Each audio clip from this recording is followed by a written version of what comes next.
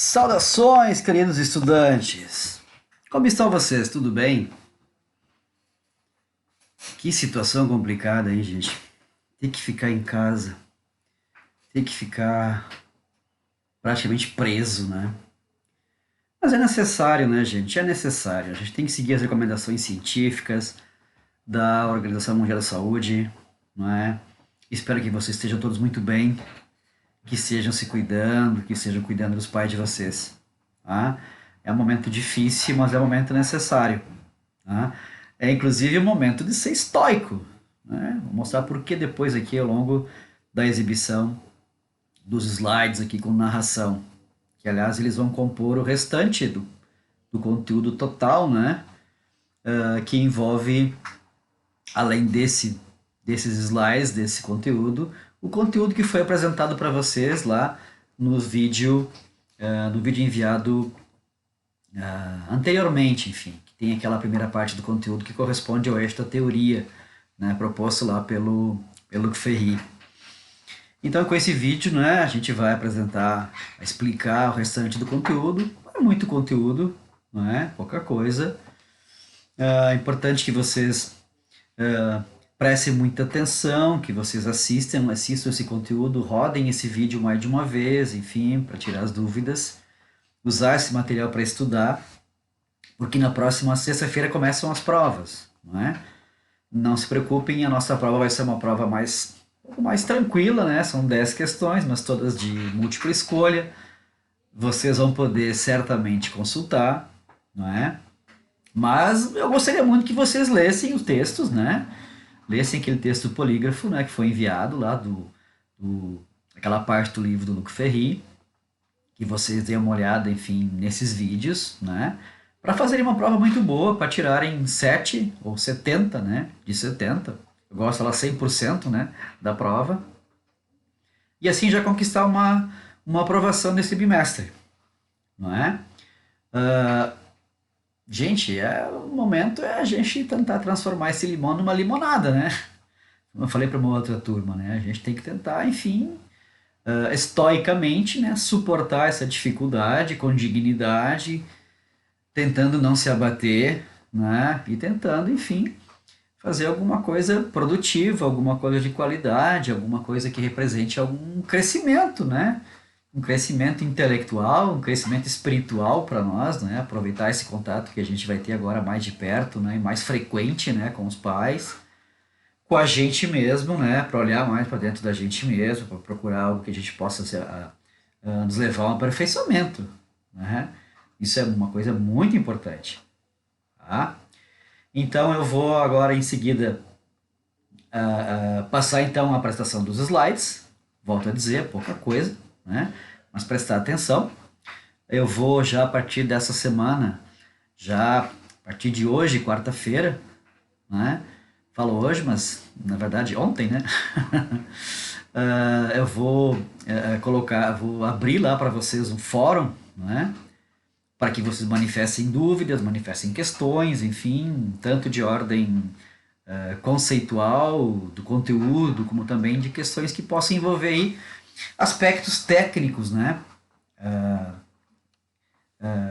em relação ao programa do SPONT, certo? A gente está aqui para ajudar, para tirar as dúvidas, não se assustem, né?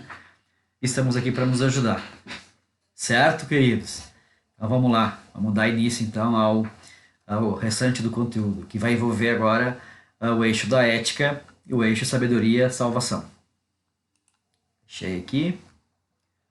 Vamos abrir por aqui um conjunto de slides. Eilos. Muito bem, estamos aqui. A imagem, a pintura do afresco, né, pelo Rafael, a Escola de Atenas. Toda a filosofia antiga, toda a filosofia antiga está aqui. O filósofo que tem dúvidas. Vamos ver se a gente consegue dar algum norte ou algum horizonte de solução para essas dúvidas, né? Vamos tratar agora, então, né, das ideias do estoicismo sobre a ética e a sabedoria e a salvação. Lembram lá do que significa o eixo da ética, né? Que envolve especialmente a preocupação em responder a questão sobre como é que o homem tem que viver, não é? Em relação ao mundo e em relação aos outros seres humanos. Como é que vai ser essa resposta? Estamos aí, nos filósofos já dizendo, ó, será dessa forma. Para o Luc Ferry, os estoicos diziam que a arte de viver, ela tem que extrair os seus princípios, né, aquilo, as suas ideias, as suas normas, em relação à contemplação da harmonia da ordem que rege o cosmos, que rege o universo. Né? Lembram que os estoicos viam o universo como uma coisa organizada, ordenada, como uma espécie de motor divino, né? O logos, que faz o mundo seguir uma ordem, que faz o mundo seguir um caminho. E esse caminho ele é racional. Claro que não é racional como racionalidade meramente humana, né? É uma racionalidade divina, altissimamente sofisticada, além da nossa compreensão. Né? Lembram que eu falei para vocês lá da proporção áurea, do número de ouro, enfim, que é observável na natureza. Essa era uma das concepções das quais eles tinham muita consciência. Né? Às vezes acreditavam que o universo ele respira sentido. Tudo que acontece no universo acontece porque, olha só, porque tem que acontecer. Tá? É um universo mais ou menos não, um universo determinístico.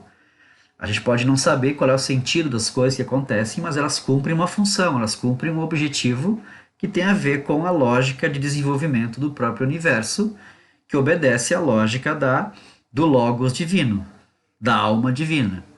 Ok? Lembrado disso? Ótimo, lembraram disso? Muito bem. Então como é que tem que ser a ética? Ó? O ser humano tem que se ajustar à natureza.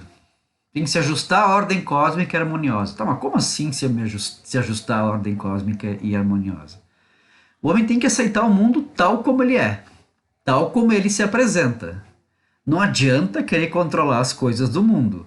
Há coisas, muitas coisas, que nós não conseguimos controlar, que nós não vamos conseguir mudar. Não adianta.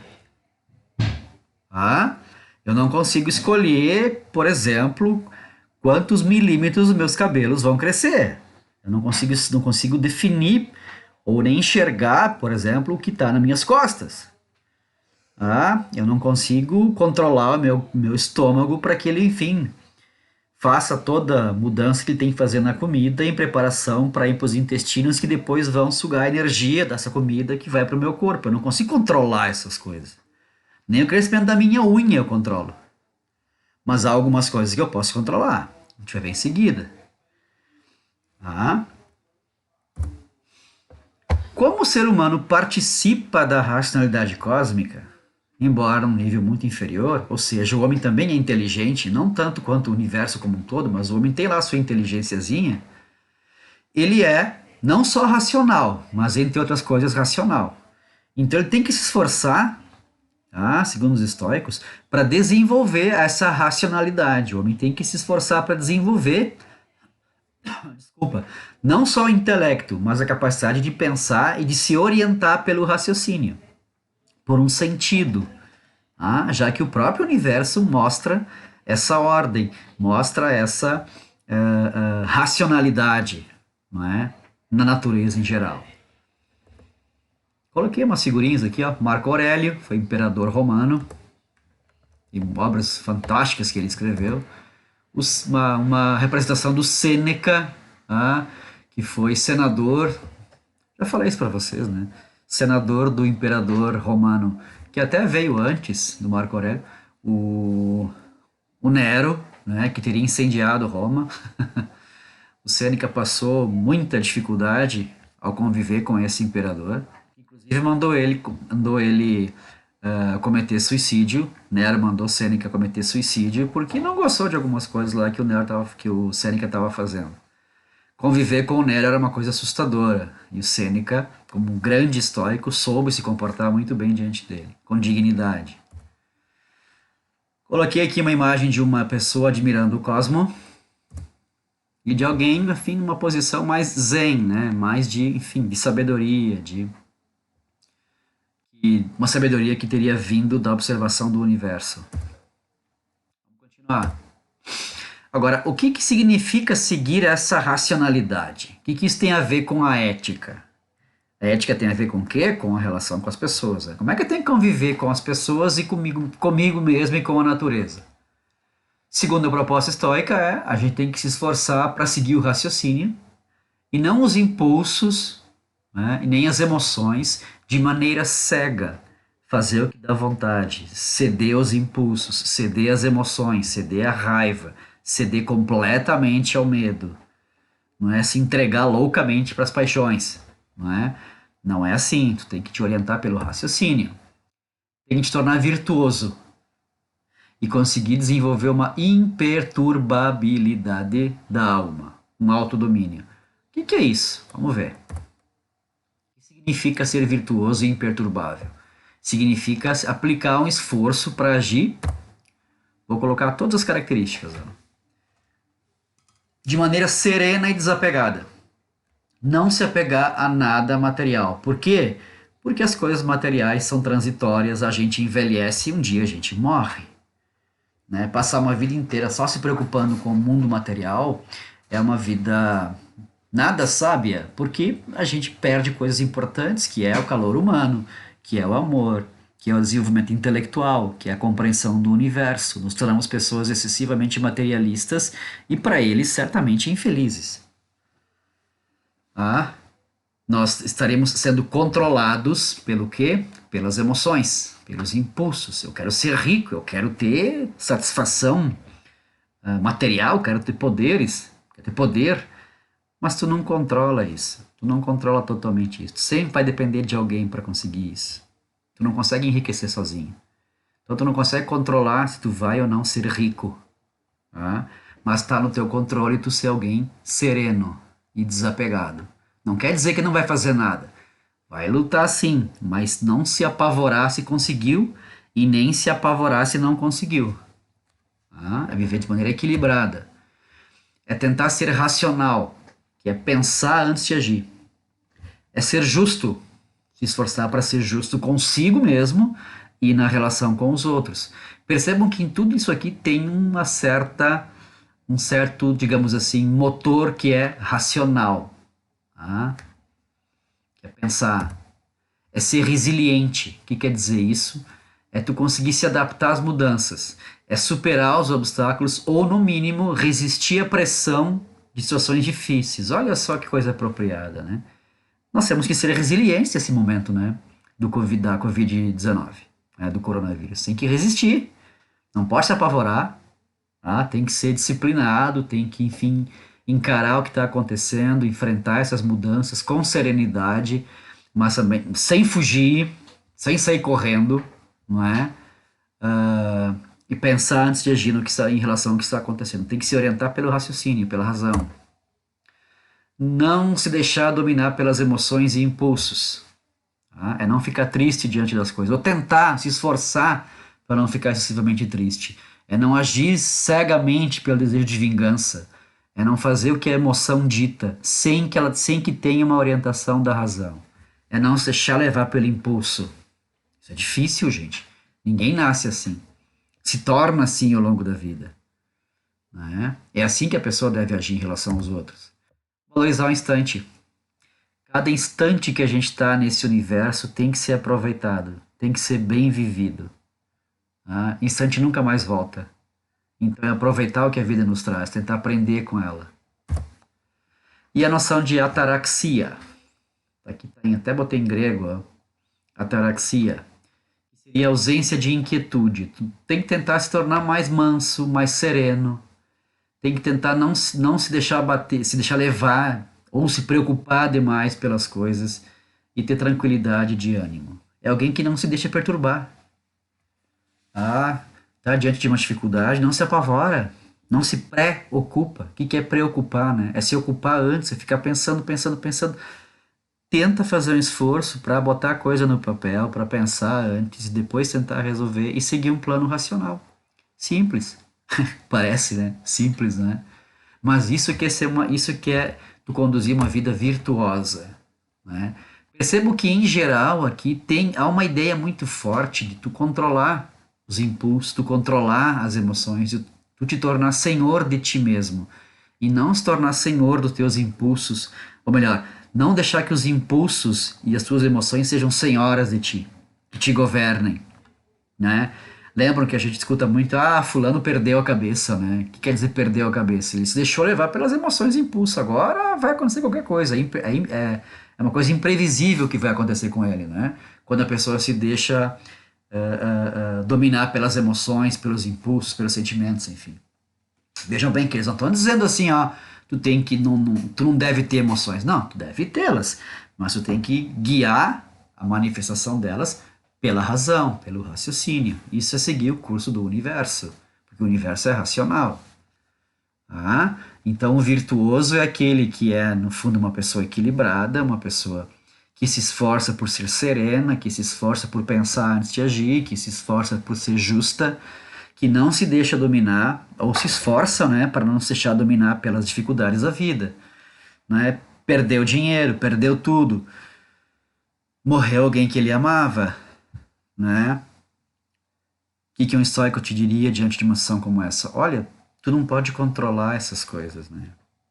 Então tenta não te apegar demais, tenta não te deixar abater demais. Ame a pessoa que se foi, né?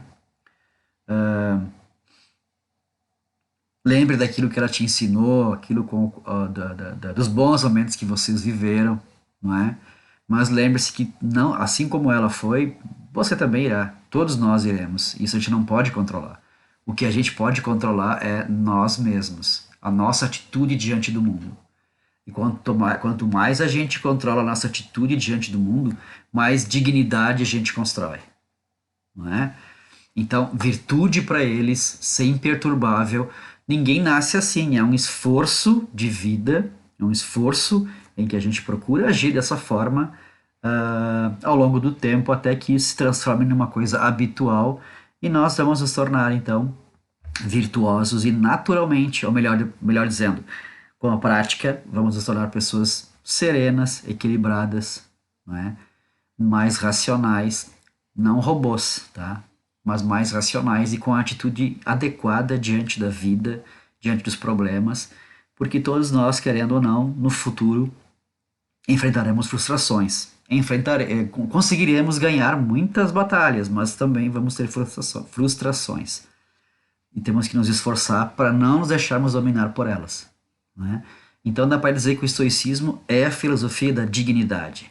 Da dignidade.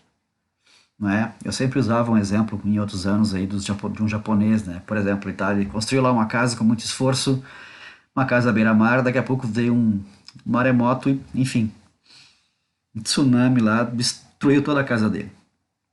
Se ele é um estoico que pratica o estoicismo há muito tempo, ele vai ser alguém que vai dizer assim, eu não vou me dobrar, eu não vou me deixar bater. Ele vai construir de novo, uma vez, duas vezes, e vem outro tsunami, e vai continuar construindo até morrer. E vai se esforçar para não se deixar abater. É como se ele dissesse, a vida ou o destino querem me derrubar, mas eles não vão me derrubar. É uma atitude de dignidade diante da vida, mas é uma atitude de racionalidade, não é? De ataraxia, de alguém que conseguiu entender que a única coisa que ele pode dominar realmente no mundo é a si mesmo. É a si mesmo. E quando ele domina a si mesmo, nada que venha de fora vai realmente perturbar. Ou seja, ele se faz feliz. Certo? Uma imagem clássica aqui, tá? Das virtudes cardeais aqui. A temperança, que é saber beber e saber comer, nem de mais nem de menos. Fortaleza, pessoal com o espelho aqui, é ter autoconfiança, é confiar em si mesmo, é ser forte, resiliente. Atena, que simboliza a sabedoria. E aqui temos a justiça, ser justo consigo mesmo e com os outros. Tá? E a pessoa aqui contemplando o universo, a realidade. Vejam bem, eles acreditam que o universo, ele segue um caminho racional. Então, para que se preocupar com o que acontece no universo, no mundo, já que tudo que acontece no mundo cumpre um papel que nós não sabemos, mas que iremos saber no futuro. Ok? Finalmente, o terceiro pilar, apresentado lá pelo Luc Ferry no livro e no polígrafo que vocês receberam, o pilar da sabedoria e salvação. Como é que o homem alcança a salvação? Existe salvação? Ou seja, como é que se enfrenta a finitude? O que eu posso esperar depois da morte? Levando em conta o que a gente falou até agora na ética e na teoria, tudo vai estar interrelacionado e vai desembocar nisso aqui. Ó. Ser sábio, então, viver bem em relação à realidade, em relação a si mesmo, é aceitar o mundo tal como ele é. É se concentrar naquilo que realmente está em nosso controle. Nós mesmos podemos nos controlar, sim. Está sob o nosso controle, sob a nossa disciplina. Claro que vai exigir disciplina, é claro que vai exigir vontade, não é? Mas é uma escolha que tu faz. Ou tu te torna assim e consegue te fazer feliz, ou tu vai ser alguém que é escravo dos desejos, escravo dos teus próprios desejos, ambições e impulsos, ou escravo dos desejos dos outros, não é? E há algumas coisas que tu pode controlar também na vida, mas essencialmente tu pode te controlar, tu pode te esforçar para te controlar. E isso vai te levar a ser alguém, pode te levar a te tornar alguém virtuoso, sereno. Opa, tá errado aqui, ó. Desapegado, não é despaegado. Desapegado, resiliente, que resiste, né? E digno. Né? Ora, se o mundo segue princípios racionais, se tudo acontece por algum motivo ou razão que é racional, só que a gente nem sempre sabe que desígnios são esses, paciência, vamos nos concentrar naquilo que a gente consegue controlar, que é especialmente a nós mesmos. Então, aceita o mundo como ele é, aceita porque ele está seguindo um desígnio cósmico que é orientado, que é guiado pela alma divina. Ok, que bonitinho isso. Ok, tá. Mas eu posso esperar alguma coisa depois da morte? Olha a resposta deles, gente. A morte é a oportunidade de fusão ao cosmos divino, ao logos divino, à alma divina. Morrer significa se integrar ao organismo cósmico. O corpo vai se desintegrar, mas a nossa racionalidade, a nossa alma, enfim, nossa identidade pessoal, mas especialmente a nossa racionalidade, ela vai se integrar à racionalidade do universo, à alma cósmica. Nós seremos impessoais, ou seja, vamos perder a nossa consciência humana, a nossa personalidade vai desaparecer e a nossa essência racional que permanece vai se fundir à alma cósmica. É isso, uma espécie de fusão com Deus. Deus que anima.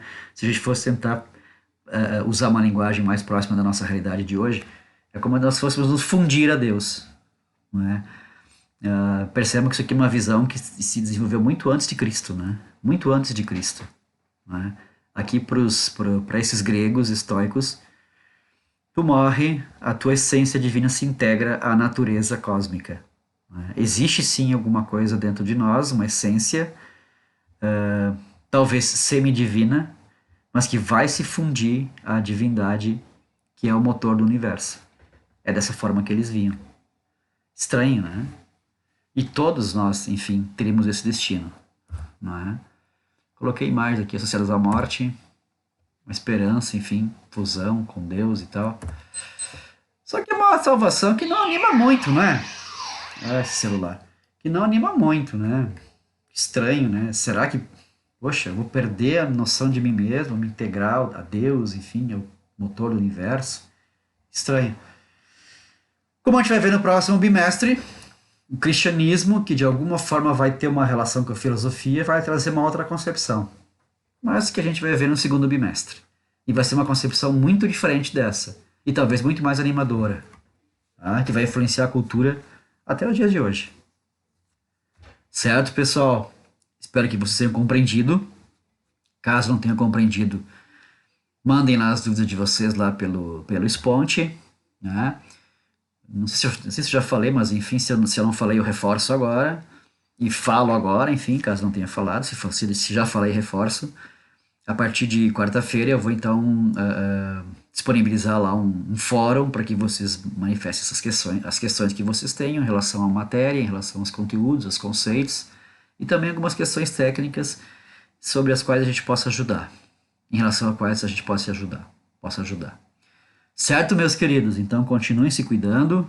Sejam estoicos agora, porque esse é o momento. Certamente é o momento para sermos estoicos. Tá bom? Um forte abraço em vocês, estudem para conseguir uma boa nota. Não só uma boa nota, mas para construir conhecimento, que é uma coisa muito importante, vital hoje em dia. Certo, queridos? Um forte abraço em vocês.